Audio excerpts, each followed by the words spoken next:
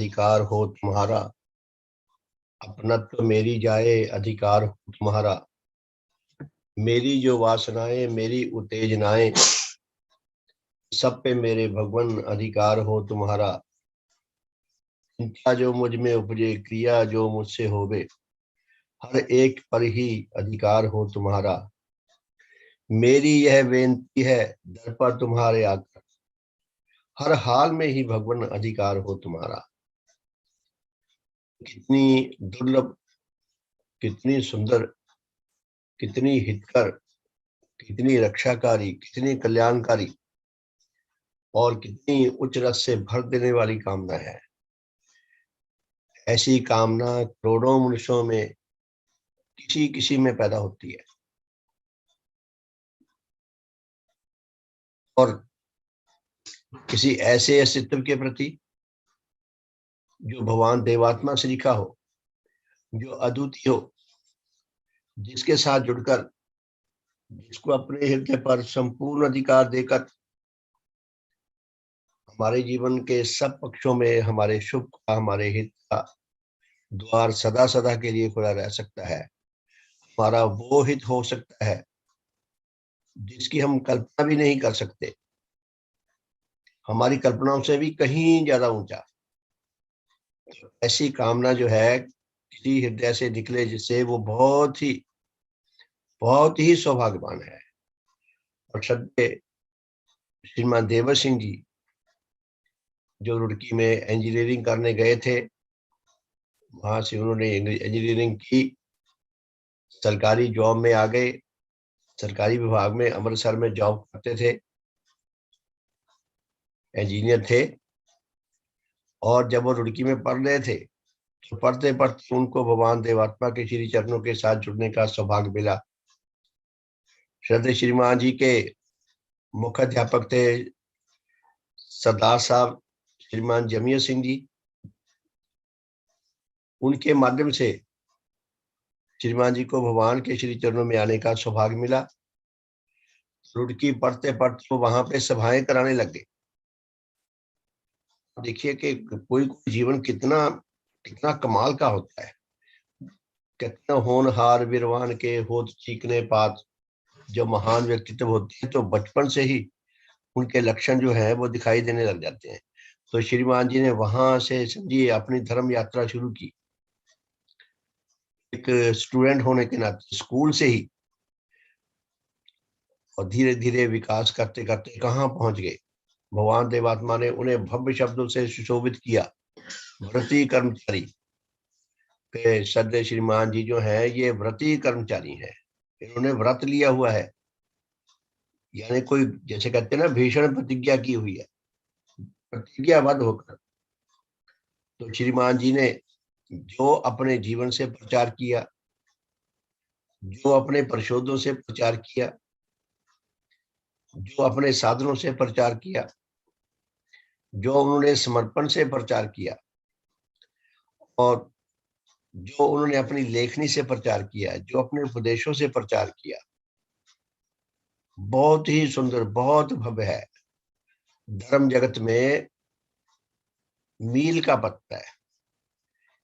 मील के पत्थर विशेष होते हैं, ये भी देखने में आता है। एक तो साधारण से पत्थर लगे होते हैं, उन पे लिखा होता है दिल्ली इतने किलोमीटर, आगे चलो और उसका डिस्टेंस कम होता जाता है। लेकिन कई पत्थर बड़े होते हैं, विशेष स्थान पे लगे होते हैं, वो रंगीन उनके ऊपर छपाई होती है, बेल बूटे फूल छपे होते हैं, और बड़े बड़े शब्दों में उनके ऊपर लिखा होता है, मार्ग हमारा दर्शन करते हैं। तो श्रद्धेय श्रीमान जी का जीवन भी ऐसा ही प्रतीत होता है। भगवान के डिवाइन टच से श्रद्धेय श्रीमान जी ने अपने जीवन से कैसी कैसी घटनाएं प्रस्तुत की हैं। तो ऐसा भजन ऐसे हृदय से ही निकल सकता है। भगवान हृदय पे मेरे अधिकार हो तुम्हारा, अपनत्व मेरी जाए अधिकार हो तुम्हारा। अरे धर्म साथियों, मुझे तो ये महसूस होता है कि हमें हमारे जीवन का मंत्र बना लेना चाहिए। परम पूजनीय भगवान देवात्मा ने अपनी देववाणी में जो दो भव्य बातें लिखी हैं, बहुत सारी बातें कही हैं भगवान ने। भगवान ने एक तो दिया है जीवन मंत्र और एक दिया है विजय मंत्र। जीवन मंत्र और विजय मंत्र वैसे शब्द आपस में मिलते जुलते लगते हैं, लेकिन उनका उद्देश्य जो है वो अलग अलग, बिल्कुल अलग अलग भी दिखाई देता है। तो भगवान ने क्या दिया है कि सत्य और शुभ के संग्राम में, सत्य और असत्य के संग्राम में सत्य सदा विजयी रहता है। शुभ तथा अशुभ के संग्राम में शुभ सदा विजयी रहता है। कि नेचर के विकास क्रम के ये साथी हैं, सत्य और शुभ, इसलिए ये विजयी होने के लिए, जीतने के लिए पैदा हुए हैं। और भगवान देवात्मा ने जो अपना जीवन मंत्र भी इसी भव्य वाणी को बनाया, और भगवान का सारा देव जीवन स्पष्ट होता है, बोलता है। भगवान ने जो कुछ अपने पवित्र मुखारबिंद से कहा, जो कुछ उन्होंने लिखा, जो कुछ हमें उपदेश दिया, वो 100% भगवान देवात्मा ने अपने अद्वितीय देव जीवन में सदा पूरा किया है। तो ऐसे ऐसे अद्वितीय गुरु को मनुष्य के सत्ताज, आध्यात्मिक जगत के देव सूर्य, धर्म जगत की जान और प्राण, हमारी जान और प्राण भगवान देवात्मा को अपने हृदय पर अधिकार देना कितना बड़े सौभाग्य की बात है। काश हम गहराई से महसूस कर सकें कि भगवान को अपने हृदय पर अधिकार देना हमारे लिए कितना बड़ा सौभाग्य है, और हम इस सौभाग्य को अपने जीवन से सफल करने का प्रयास निरंतर करते रहें, सफल कर सकें। ऐसी शुभकामना के साथ भगवान के श्री चरणों में एक छोटी सी प्रार्थना करेंगे। फिर भगवान देवात्मा के सतनुराग के ऊपर थोड़ा और विचार करेंगे। हे परम पूजनीय सददेव श्री देव गुरु भगवान, एकमात्र आप ही सत्य वासुदेव हैं। आप अद्वितीय देव ज्योति एवं अद्वितीय आध्यात्मिक बल से सुसज्जित धर्म जगत के देव सूर्य हैं। एकमात्र आप ही सद्गुण प्रवर्तक हैं, सर्वहित संपादक हैं। आप सब अधिकारी आत्माओं के सर्वांग कल्याण करते हैं। आप चारों जगतों का हर प्रकार से हित संपादन करते हैं। हे सतगुरु, हे भगवान, आपकी देव ज्योति एवं देव तेज से सुसज्जित देव जीवनधारी सद्धर्म प्रवर्तक सर्वहित संपादक महान सत्य उपास्य रूप को सम्मुख लाकर हम अति तुच्छ आपके श्री चरणों में दीनता एवं श्रद्धा पूर्वक बारंबार प्रणाम करते हैं। आप बारंबार धन्यवाद देते हैं। सतगुरु आप धन्य है, भगवान आप धन्य है। आपका सब प्रकार से शुभ हो, सब प्रकार से हित हो। हे सतगुरु, हमें आपके अद्वितीय देव ज्योति प्रदान करो, चूर मात्रा में प्रदान करो। हमारा गहनतम आत्मंधकार विनष्ट कर दो। हमारी धर्म विषय सब अज्ञानता, सब मूर्खता, सब विनष्ट कर दो। हे सतगुरु, हमें अपना आध्यात्मिक बल प्रदान करो। हमारी नीचता, हमारी कायरता, हमारी दुर्बलता सब विनष्ट कर दो। शुद्ध पवित्र आत्मा बन सके, हम आपकी अद्वितीय दान को लाभ करने के सच्चे अर्थों में अधिकारी बन सके। हम आपके अद्वितीय दान को लाभ करके सच्चे अर्थों में अपना सच्चा आत्म कल्याण लाभ कर सके। आपने हमें जो जीवन मार्ग, जो भव्य जीवन मार्ग दिखाया है, उस मार्ग पर निरंतर चलने के योग्य हो सके, निरंतर चलते रह सके, सदा अपने भले का, अपने शुभ का ध्यान रख सकें। और जो जो अधिकारी आत्मा इस मार्ग में आने वाले हैं, आ रहे हैं, जिन जिन के साथ हमारा संपर्क होता है, उनके भले के लिए, उनके शुभ के लिए भी हम अधिक से अधिक हितकर हो सकें। हमारी चिंताएं, हमारी गतियां ऐसी शुद्ध पवित्र हों जिनसे आपको प्रसन्नता मिले, हम आपको आघात देने से बच सकें, हम सच्चे अर्थों में आपके उपासक बन सकें, आपकी पूजा कर सकें। हे सतगुरु, हमें ऐसा शुभ आशीर्वाद प्रदान करो कि हमारा आज का साधन हम सब के लिए अधिक से अधिक हितकर, अधिक से अधिक कल्याणकारी, अधिक से अधिक मंगलकारी हो सके। हमारा शुभ हो, सबका शुभ हो, सबका हित हो, सबका मंगल हो, सबका कल्याण हो। बहुत बहुत सम्मान के योग हमारे धर्म साथियों, भगवान देवात्मा देव शक्तियों से सुसज्जित देव जीवनधारी देवात्मा है। यह तो निर्विवाद सत्य है। ये दुनिया को समझ आए या ना आए, हमें समझ आए या ना आए, हमारा भौतिक सूर्य है। भौतिक सूर्य जो है ये भौतिक ज्योति एवं भौतिक उष्मा गर्मी का प्रचुर भंडार है। देखिए, करोड़ों मील दूर है यहाँ से सूर्य। जब सूर्य उदय होता है तो करोड़ों मील दूर तक अंधकार जो है वो नष्ट हो जाता है। सब चीजें बहुत सुंदर रूप में, बड़े बड़े चमकीले रूप में दिखाई देने लगती हैं। तो भौतिक सूर्य की ज्योति कितनी महान है। दूर तक, करोड़ों मील दूर से धरती को देखो तपा देता है। गर्मी आएगी तो दरों दीवार ऐसे तप जाते हैं जैसे तंदूर में कोई चीज जला के गर्म की गई हो। इतनी इतनी उसके अंदर इतना प्रखर तेज है, इतनी प्रखर ज्योति है कि बड़े बड़ी लाइटें भी सूर्य के उदय होने पर फेल हो जाती हैं। उन लाइटों का पता नहीं चलता जगती है या नहीं जग रही। जो लाइटें रात को गलियों को, बाजारों को, हमारे घरों को चमकाती हैं, जब सूर्य प्रकट होता है उसकी आभा मंडल में उनकी वो इतनी दुर्बल हो जाती हैं, ऐसा लगता है जैसे वो प्राण नहीं रहे उनमें। सूर्य हमारा कितना ज्योतिपुंज है। इसी तरह भगवान देवात्मा आध्यात्मिक जगत के सूर्य हैं। दोनों अपनी जगह बहुत महान है। हमारे जन्मदाता हैं, हमारे रक्षा करता है, हमारे पालन करता है, हमारे जीवन दाता है, हमें उच्च रस से भरने वाले हैं।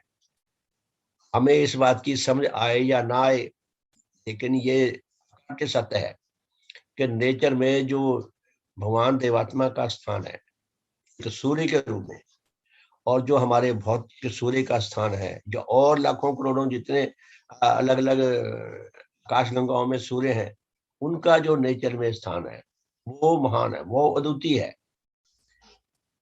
किसी को समझ आए या ना आए, हाँ, वो जन बहुत सौभाग्यवान होता है तो किसी की महिमा को समझ सके, किसी भी पक्ष में समझ सके और उसको आत्मसात करके उसके श्री चरणों के साथ जुड़ जाए। तो प्यारे धर्म साथियों, हमारा सौभाग्य बहुत बड़ा है। मेरे बेटे ने एक बार पूछा कि भगवान देवात्मा ने आपको क्या दिया। तो भगवान ने हमें क्या दिया, भगवान ने हमें क्या नहीं दिया। प्रश्न ये होना चाहिए कि ऐसा क्या है जो भगवान ने आपसे छुपा के रखा है। भगवान ने हमारे से कुछ भी छुपा के नहीं रखा। अपने जीवन से जो कुछ अद्वितीय है वो भगवान ने हमें प्रदान किया है। तो मैंने उनको फिर एक चिट्ठी लिखी जिसमें 21 बातें लिखी थी। फिर किसी दिन इस विषय पे विचार करेंगे। भगवान देवात्मा का भव्य रूप कितना महान है। हम यदि भगवान के पक्ष से ही भगवान को समझने का प्रयास करें, यदि हमें थोड़ा सा समझ आ जाए, ये भी हमारे अहोभाग्य। तो भगवान ने क्या लिखा है उनकी अपनी पवित्र लेखनी से कि भगवान देवात्मा देव शक्तियों से विभूषित देव जीवनधारी देवात्मा है। अब देव शक्तियां 4 प्रकार की हैं। सत्य के प्रति पूर्णांग प्रेम, सत्य के जितने पक्ष हैं भगवान देवात्मा हर पक्ष के अनुरागी हैं। अनुराग क्या होता है?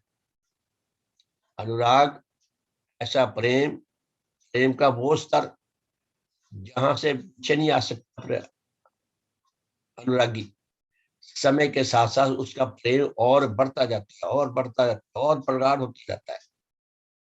जो प्रेम घट जाए वो अनुराग नहीं था, और ही था। भगवान देवात्मा सत्य के हर पक्ष के कितने अनुरागी हैं ये नहीं हम बता सकते, क्योंकि भगवान देवात्मा एक नई प्रजाति के व्यक्तित्व है। भगवान देवात्मा की प्रजाति अलग है हम मनुष्य आत्माओं से। वो देखने में हमारे जैसे लगते हैं, मनुष्य जैसे, लेकिन उनकी प्रजाति मनुष्य प्रजाति से बहुत ऊंची है। इसलिए भगवान की अद्वितीय महिमा को हमारे लिए समझना काफी कठिन है, प्राय असंभव के समान है।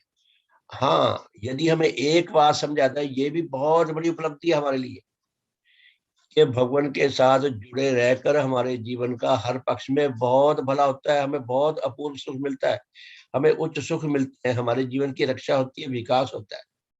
अगर हमें ये बात भी समझ आ जाए तो यही बात हमें भगवान देवात्मा के साथ गहरे में अनुराग सूत्र में जोड़ने के लिए बहुत बड़ा हमारे लिए एक क्या कहते हैं, बहुत बड़ी एक सहायता है। मैंने बचपन में एक कहानी सुनी थी, मेरे भाई साहब कहानी सुनाया करते थे। कहानी ये है कि एक राजा की राजकुमारी थी। राजकुमारी जब युवा हुई, राजा को उसके विवाह की चिंता हुई। उसने अपने मंत्रियों से और उनसे सलाह मशवरा किया कि इसके लिए कोई उचित वर मिले। कुछ समझ रहा है क्या किया जाए, कुछ समझ नहीं आ रहा था। किसी उसके विद्वान मंत्री ने उसको सलाह दी, महाराज आप ये जो मैं आपको सलाह दे रहा हूँ इसमें चल के देखो, शायद भला हो जाए। राजा ने अपने राज्य में ढूंढी पिटवा दी, अनाउंस कर दिया, फला दिन राजकुमारी महल की प्राचीर पे, वहां पे एक स्थान उसके लिए नीत कर दिया, वहां बैठी मिलेगी। जो कोई नौजवान अपनी सूझबूझ से, अपनी अकल से, अपनी समझ से, अपने धैर्य से, अपनी शक्ति से, अपनी हिम्मत से राजकुमारी तक पहुंच जाएगा, राजकुमारी से उसकी शादी कर दी जाएगी। तो बड़े नौजवानों ने बहुत ट्राई की, कभी पेड़ों पे चढ़ के महल के दीवारों पे चढ़ने की कोशिश की, कभी महल की दीवारों पे चढ़ के जैसे चोर दीवारें फाड़ने की कोशिश करते हैं ऐसी कोशिश की, गिर गिर के उन्होंने अपनी हड्डियां तोड़वाई। किसी को कुछ समझ ना आए, कोई सफल नहीं हुआ। एक नौजवान ने उनको गिरते पड़ते देखकर उसको कुछ अनुभव हुआ। उसने क्या किया जी, वो पेड़ पे चढ़कर महल की दीवार के अंदर चला गया। अंदर जाकर उसने देखा कि जहां राजकुमारी बैठी है नीचे से पिलर जा रहे हैं ऊपर तक, जिन पिलरों पे महल बना हुआ है। उसने क्या किया, एक मक्खी ली, उसके माथे पे शहद की एक बूंद लगा दी और मक्खी के एक टांग पे कच्चा धागा बांध दिया और उसको पिलर पे छोड़ दिया। अब वो मक्खी धीरे धीरे धीरे धीरे ऊपर को जा रही है। मक्खी ऊपर को क्यों जा रही है? क्योंकि मक्खी शहद की रागी है, उसको शहद चाहिए। शहद उसके माथे पे लगा है, उसको पता नहीं कि मेरे माथे पे मेरे पास ही शहद है। वो सोचती है कि शहद शायद आगे है। वो धीरे धीरे सर के आगे को जा रही है शहद को पाने के लिए। तो करते करते मक्खी इस तरह धीरे धीरे धीरे धीरे चलते चलते राजकुमारी तक पहुंच गई। राजकुमारी ने देखा कि एक मक्खी है, इसके टांग पे धागा बंधा हुआ है, पता नहीं क्या चीज है, देखो। उसने धागा धीरे धीरे खींचने लगी, वो धागा खींचती गई। नीचे से उस नौजवान ने थोड़ा और मोटा धागा बांधा, उसने और धागा खींचे गए, मोटा धागा आ गया, फिर उसने और मोटी रस्सी बांधी। दूसरा करते करते उसने मोटा रस्सा ऊपर बांध दिया। धीरे धीरे मोटा रस्सा राजकुमारी तक पहुंच गया और राजकुमारी ने रस्सा पिल्ले से बांध दिया, कोई वापस ना खींच ले। देखो अब क्या होता है। वो नौजवान रस्से को पकड़ के ऊपर पहुंच गया। ये तो एक कहानी है, पता नहीं सच्ची है या नहीं, लेकिन एक बात बड़ी कमाल की है। भगवान देवात्मा के साथ जुड़ने के लिए यही सूत्र हमारे लिए बहुत काम का है कि हमारे अंदर जो भी कोई चाहे अति क्षुद्र, अति दुर्बल अगर सात्विक भाव है, अगर हम वो अपना भाव भगवान देवात्मा तक पहुंचा सकें, उस भाव के माध्यम से हम भगवान देवात्मा तक पहुंच सके, तो हमारा बहुत भला हो सकता है। तो पुण्य भगवान देवात्मा के साथ जुड़कर हमारा भला बहुत होता है, हमें अपूर्व सुख मिलता है, हमारी रक्षा बहुत होती है, बुरी आदतों से बहुत बचते हैं, रुपए पैसे की बर्बादी से बहुत बचते हैं, हमारा परिवार में भी मान सम्मान होता है, हमारे परिवार की भी रक्षा होती है, उसका भला होता है। और अपने पड़ोसियों के साथ भी हमारे व्यवहार ठीक रहते हैं, उनके साथ संबंध ठीक रहता है। और अपने जहाँ हम बिजनेस करते हैं, कोई जॉब करते हैं, वहां भी हमारा अर्थात जीवन में हमारे हर पक्ष में हमारा बहुत भला होता है।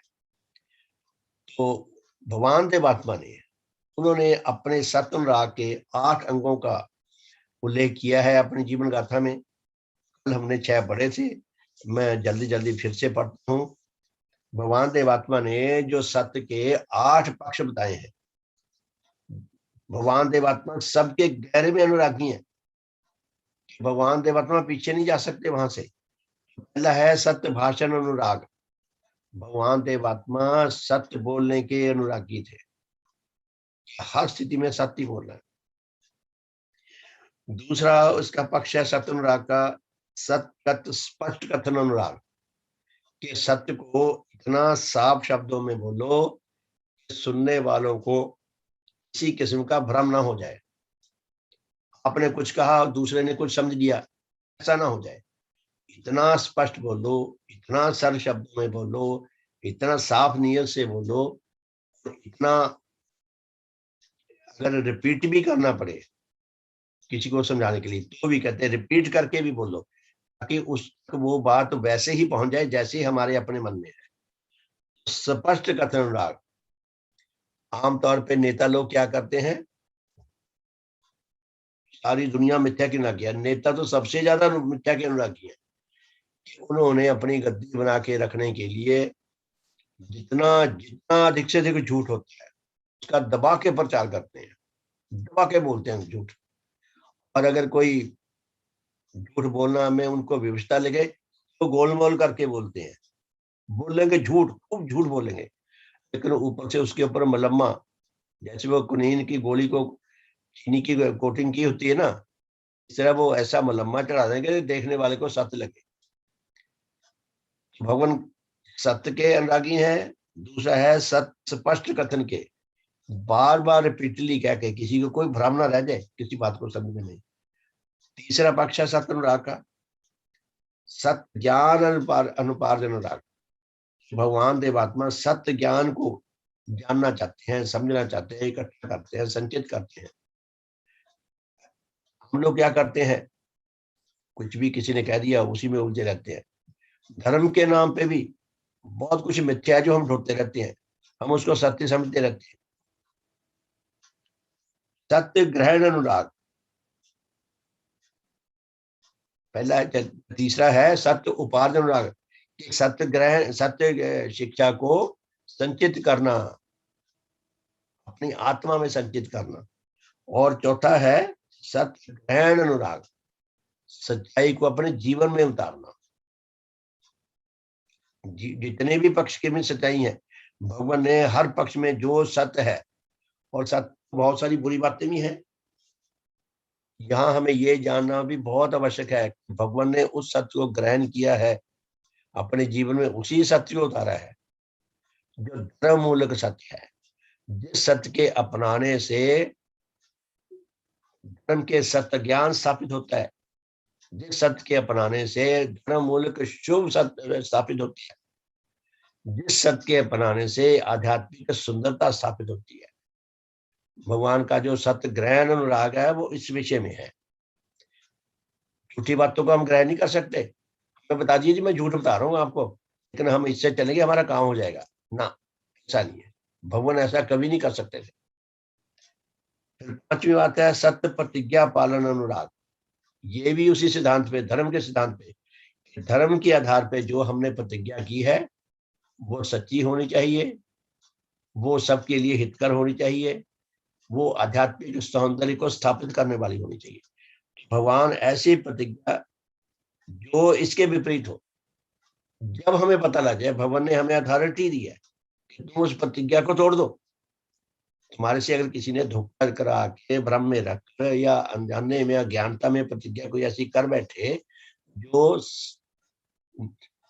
जो धर्म मूलक नहीं है, जब वो स्पष्ट हो जाए तुरंत त्याग दो। तो छठा है सत्य प्रचार अनुराग, इसी सत्य का प्रचार करना है। भगवान का सारा देव जीवन इसी सत्य के प्रचार के लिए रहा है।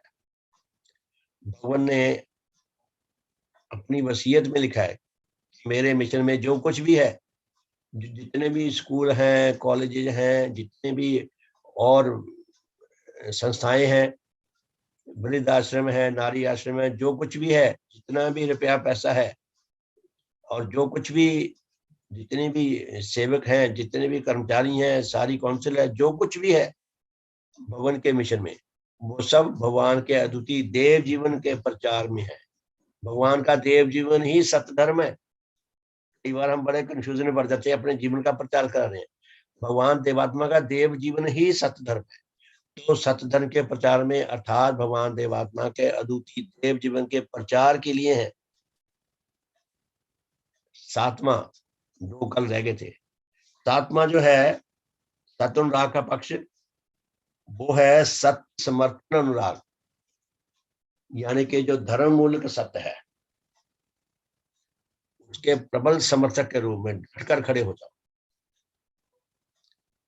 ये जितने अनुरागों की बात हुई है, पक्षों की, ये सब आत्मा के हित रक्षा के लिए और विकास के लिए बहुत बड़ा संबल है।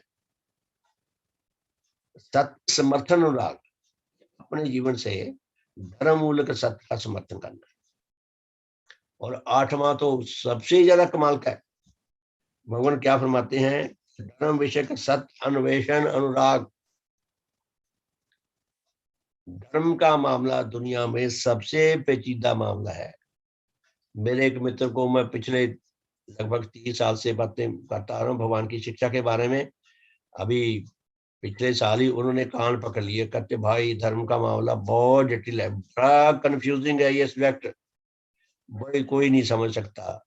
मैं उसे हाथ जोड़ रहा हूँ, प्रार्थना कर रहा हूँ, भाई मैं समझे बैठा हूँ, जितना मैं समझे बैठा हूँ उतना सिखा सकता हूँ, जितना मेरा भला हुआ है उतना तो आप कर सकते हैं। लेकिन नहीं, सिर हिलाता रहा, कोई नहीं समझ सकता, बहुत ही कंफ्यूजन है। भगवान देवात्मा ने हमारी सारी कंफ्यूजन दूर कर दी। मैं अपने आप को बहुत सौभाग्यशाली महसूस करता हूँ। धर्म की शिक्षा को लेकर, पुण्य भगवान की शिक्षा को लेकर मेरे अंदर लेश मात्र कंफ्यूजन नहीं है। ऐसा तो हो सकता है कि मैं अपनी अज्ञानतावश, अपनी अयोग्यतावश किसी और को कोई बात ना समझा सकूं, ये तो संभव है। और हम हैं, अपना अपना स्तर है हर एक का योग्यता अयोग्यता का, कि मैं किसी और को ना समझा सकूं।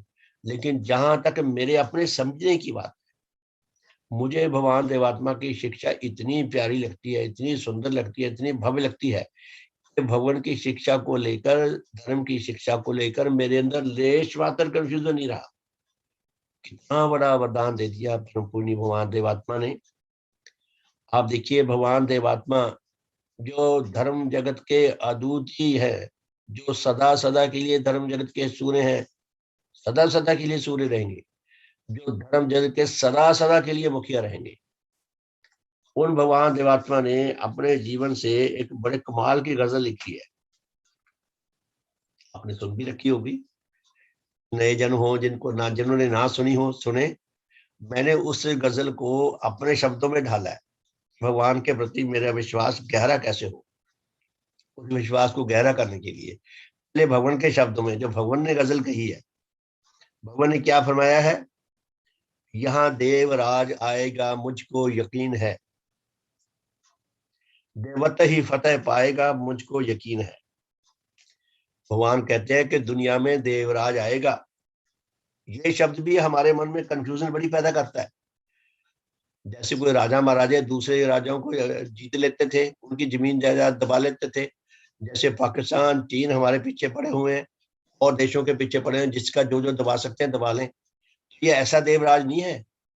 देवराज जहाँ सच्चाई, भलाई और आध्यात्मिक सुंदरता का जगत होगा, सच्चाई, भलाई तथा सौंदर्य से सारा ही नेचर भर जाएगी।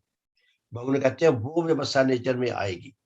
यहाँ देवराज आएगा, यहाँ शुभ का राज आएगा, यहाँ सत्य का राज आएगा, यहाँ आध्यात्मिक सौंदर्य का राज आएगा। भगवान कहते हैं मुझको यकीन है, मुझे विश्वास है। प्यारे धर्म साथियों, हमें विश्वास है कि देवराज आएगा। हम अपने अंदर टटोल के देखें, कहते हैं ना जी ना, ये नहीं हो सकता। दुनिया में इतनी खराबियां हैं, इतनी खराबियां हैं, तो सारी दुनिया खत्म करके मार के नई दुनिया बनाने की जरूरत है, ये कहते हैं। हमारे ऐसे विश्वास नहीं है, ये भगवान के ही विश्वास ही हो सकते हैं कि भगवान देवात्मा जो है विकासकारी नियम का मूर्त रूप है।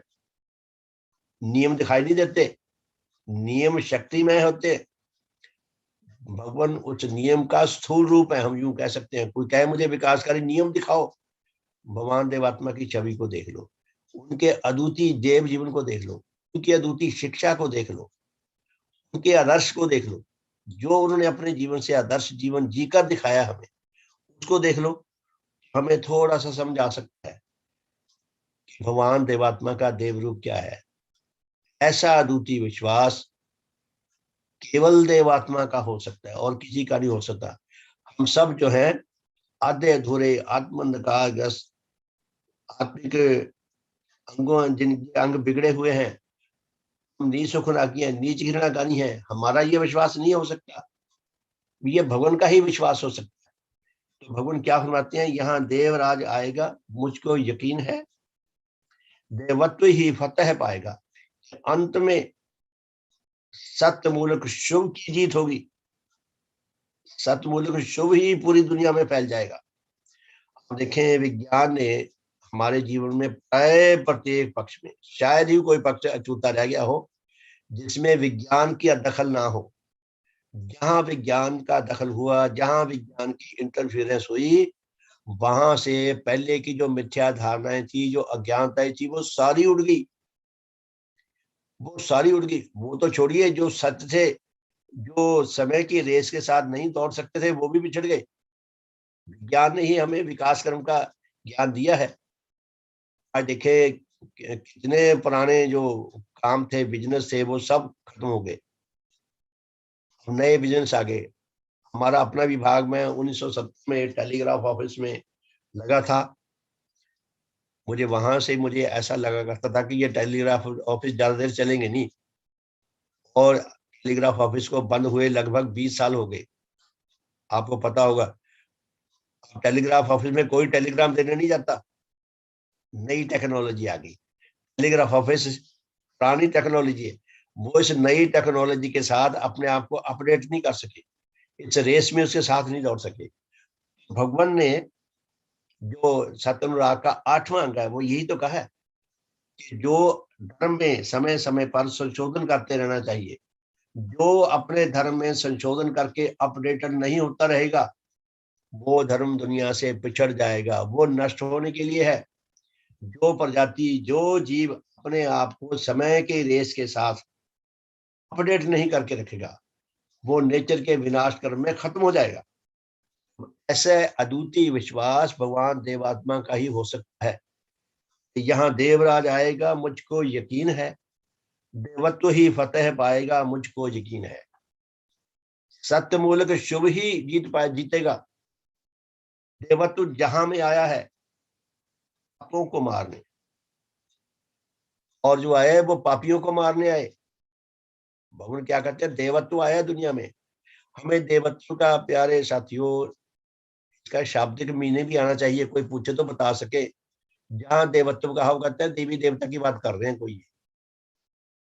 देवत्व ऐसा भव्य, ऐसा भव्य सत्य, शुभ में सत्य, सुंदरता मूल्य शुभ में सत्य, यह देवत्व। देवत्व ही फतेह पाएगा, देवत्व ही जीतेगा। फतेह का मतलब जीत। मुझको यकीन है, ये अद्भुत विश्वास देवात्मा के ही हो सकते थे, किसी और के हो ही नहीं सकते। देवत्व जहां में आया है पापों को मारने, पापी का पाप जाएगा, मुझको यकीन है। भगवान कहते हैं कि देवत्व जो आया है, ये संसार में पापों को खत्म करने के लिए आया है। पापी जो है वो अपने पाप को त्याग करने के लिए विवश होंगे, उनको त्याग करना ही पड़ेगा, नहीं तो मर जाएंगे। अगर बचना है तो पापों का त्याग करना पड़ेगा। तो भगवान फरमाते हैं कि एक समय ऐसा आएगा कि सारे संसार में सत्य और शुभ का राज्य फैल जाएगा। पापी का पाप जाएगा, पापी अपने पाप को त्याग करेंगे, मुझको यकीन है। देवत्व जहां में आया है भारत को तारने, देवत्व भारत का कल्याण करने के लिए आया है। हमारा देश आज भी बहुत अधोगति में पहुंचा हुआ है। भौतिक रूप में हमने बहुत विकास कर दिया।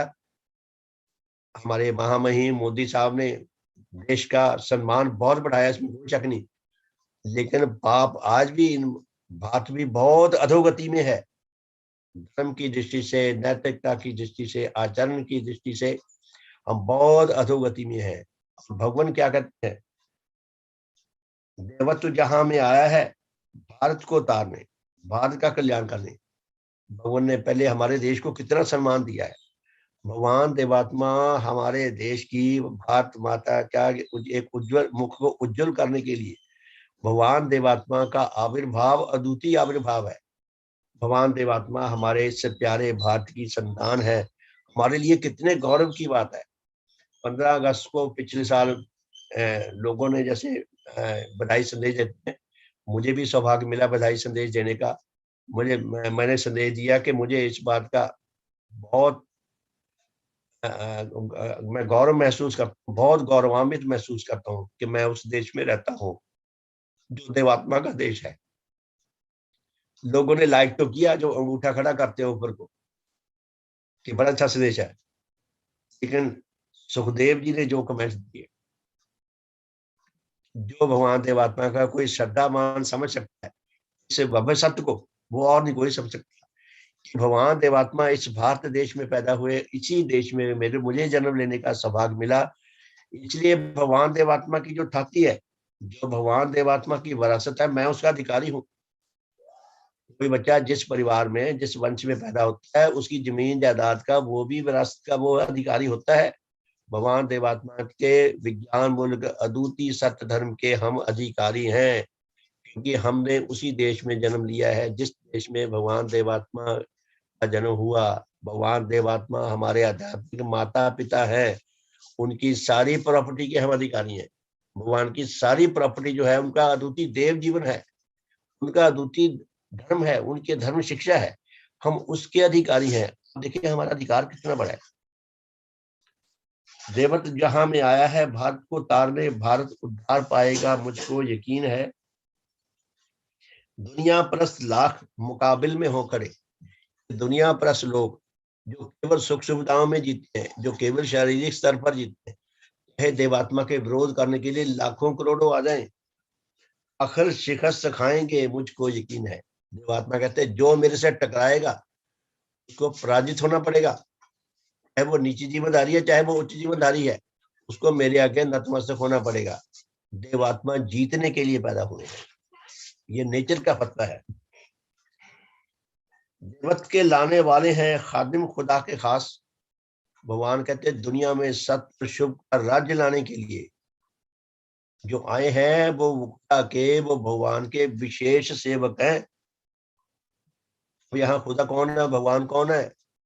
प्रकृति माता, प्रकृति माता के अद्वितीय प्रतिनिधि हैं भगवान देवात्मा, अद्वितीयतम प्रतिनिधि हैं प्रकृति माता के, जो दुनिया में सच्चाई और भलाई लाने के लिए आए हैं। देवत्व लाने वाले हैं खादिम खुदा के खास। खादिम का मतलब सेवक। हमें खुदा जो उनका है मुझको यकीन है। हमारे सिर पे खुदा का हाथ है, हमारा सबसे बड़ा सपोर्टर खुदा है। अर्थात भगवान देवात्मा का मेरा मूल संबंधी नेचर है, प्रकृति मेरी मूल संबंधी है। मेरी रक्षा और विकास की सारा बोझ प्रकृति के हाथों में है। प्रकृति ने मुझे जन्म दिया, वही मेरी रक्षाकारी है, वही मेरे जीवन की वर्धनकारी है, वही मेरे मिशन को आगे लेकर जाएगी। तो इसलिए जिसका इतना बड़ा सपोर्टर हो उसको हराना असंभव है। देवत्व के लाने वाले हैं खादिम खुदा के खास, हामी खुदा जो उनका है मुझको यकीन है। तो भगवान देवात्मा की ये अद्भुत गजल, हम इसको पढ़ा करें, समझा करें, इसको जीने का प्रयास करें, इसका मंथन किया करें कि भगवान हमें कितना अटल विश्वास प्रदान कर रहे हैं। और भगवान देवात्मा के देव रूप के प्रति अटल विश्वास लाना हमारे लिए बहुत बड़ा कर्तव्य भी है, हमारा अधिकार भी है, हमारा सौभाग्य भी है। मैं इस गजल को अपने शब्द में कहा करता हूँ ताकि भगवान के प्रति मेरे विश्वास में कुछ जागृति हो सके, कुछ बढ़ोतरी हो सके। इसी गजल को मैं अपने शब्दों में कैसे कहा करता हूँ वो भी आपके सामने प्रस्तुत करने का प्रयास कर रहा हूँ। यहाँ देवराज आएगा गुरु को यकीन है, देवत्व ही फतेह पाएगा, गुरु को यकीन है। हम अपने आप को कहा करें, यहाँ देव ने, ऐ मेरे दिल निराश मत हो, नेचर ने तुझे निराश होने का अधिकार नहीं दिया, दृढ़ विश्वास के साथ भरा रहे। यहाँ देवराज आएगा, गुरु को यकीन है, देवत्व भी फतेह पाएगा, गुरु को यकीन है। देवत्व जहां में आया है पापों को मारने, पापी का पाप जाएगा, गुरु को यकीन है। देवत्व जहां में आया है भारत को उतारने, भारत उधार पाएगा, गुरु को यकीन है। दुनिया परस्त लाख मुकाबिल में हो खड़ा, मैंने थोड़ा सा इसका मीनिंग बदल दिया कि कोई विरोधी चाहे लाख बार खड़ा हो जाए भगवान देवात्मा का विरोध करने के लिए, दुनिया परस्त लाख मुकाबिल में हो खड़ा, आखिर शिकस्त खाएगा, गुरु को यकीन है। कोई आ जाए भगवान देवात्मा के साथ जो टकराने का प्रयास करेगा, वो अपना सिर फोड़ेगा, उसको भगवान के आगे पराजित होना पड़ेगा। ये नेचर का फतवा है। जो भगवान देवात्मा की सबसे बड़ी सपोर्टर है, दुनिया परस लाख मुकाबिल में हो खड़ा, आखिर शिकस्त खाएगा, गुरु को यकीन है। देवत्व के लाने वाले हैं खादिम खुदा के खास, भगवान देवात्मा विशेष सेवक हैं देवत्व खुदा के, माता के। देवत्व के लाने वाला है खादिम खुदा का खास, हामी खुदा जो उसका है, गुरु को यकीन है। देवात्मा को दृढ़ विश्वास है कि नेचर उसकी सबसे बड़ी रक्षाकारी, वर्धनकारी, उसकी सबसे बड़ी सहायता है, उसकी अमूल संबंधी है। धन संबंधियों, हम अपने आप को ही कहा करें मैं ऐसे गुरु से जुड़ा हूं, या मुझे ऐसे गुरु से जुड़ने का प्रकृति माता ने परम सौभाग्य प्रदान किया है कि जिसके साथ जुड़कर मेरा बहुत शुभ हो सकता है, मेरा बहुत भला हो सकता है, मेरा बहुत भला हो रहा है और भला हो सकता है। जितना हम अपने आप को इस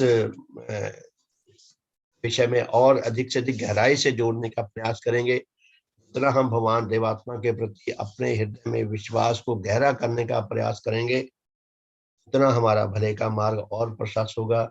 मेरा भले का मार्ग प्रशस्त हो सके, आप सबके भले का मार्ग प्रशस्त हो सके, हम सबका शुभ हो, सबका हित हो, सबका मंगल हो, सबका कल्याण हो। 1 मिनट के लिए या 2 मिनट के लिए शुभकामना करके फिर आज के साधन को विराम देंगे। उसके बाद आप जो धर्म संबंधी भाव प्रकाश करना चाहे अपना माइक ऑन कर सकते हैं, और फिर जिसको कहा जाए कृपया ध्यान रखें 1 मिनट या आधे मिनट से ज्यादा ना करें, क्योंकि समय आप हमारे पास बहुत लिमिटेड है। सही 6:30 बजे हमें सभा समाप्त करनी है। फिर आप लिख कर भेज सकते हैं या अगले दिन कर सकते हैं भाव प्रकाश। तो बहुत बहुत धन्यवाद है आप सबका। हे परम पूजनीय सददेव श्री देव गुरु भगवान, आप आध्यात्मिक जगत के देव सूर्य हैं, आप आध्यात्मिक जगत के अद्वितीय धर्म भवन के अद्वितीय शिल्पी हैं। सतगुरु आप धन है, आप धन है, आप धन है। भगवान आपने बड़ी कृपा करके हम जैसे तुच्छ आत्माओं को अपने इस अद्वितीय जगत में प्रविष्टि प्रदान की है। हम आपको बारंबार नमस्कार करते हैं, बारंबार प्रणाम करते हैं। सतगुरु आप धन है, आप धन है, आप धन है। हे भगवान, आपका सब प्रकार से शुभ हो, सब प्रकार से हित हो, सब प्रकार से मंगल हो, सब प्रकार से कल्याण हो। दाता, आपके परम श्रद्धेय माता पिता, दादा दादी, नाना नानी तथा अन्य सब महान पूर्वजों का शुभ हो।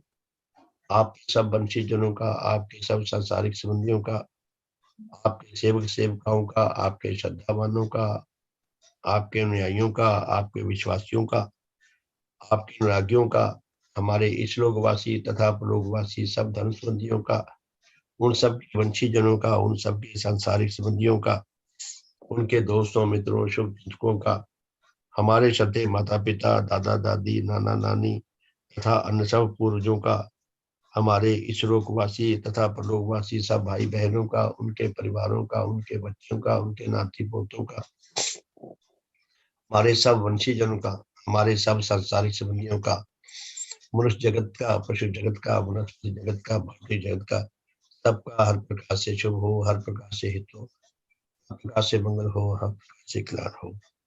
हे सतगुरु, काश नेचर में कोई ऐसी विधि विकसित हो सके जिससे अनाधिकारी आत्मा भी अधिकारी बन सके, उन सबके भले का मार्ग भी प्रशस्त हो सके, सबका शुभ हो, सबका हित हो, सबका मंगल हो, सबका कल्याण हो। भगवान देवात्मा की जय, भगवान देवात्मा की जय, भगवान देवात्मा की जय, भगवान देवात्मा की जय। सबका शुभ हो, सबका बहुत बहुत धन्यवाद। कोई भाव प्रकाश करना चाहे तो उसका स्वागत है।